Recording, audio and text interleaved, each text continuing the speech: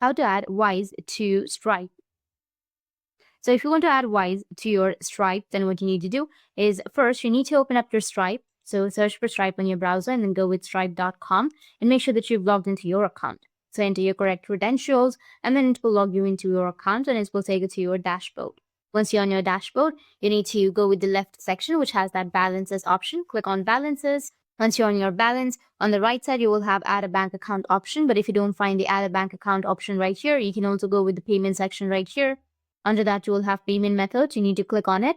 And then you will have an option of add a bank account. Once you click on add a bank account, which will be on the right side, then it will ask you to send additional information, which is it will send you a verification code to your email address and then verify your email address. Once you verified your email address, that's the most complicated part. Once you've done that, now all you have to do is open up your Wise account and then select your right account, which you want to link with Stripe. After that, make sure to fill in your Stripe fields with your Wise information. After that, you just need to simply complete the steps and the bank should be added successfully. So under add a bank account, you need to enter the details of your Wise account. That's it. And if you have any questions, feel free to comment below. Thanks for watching.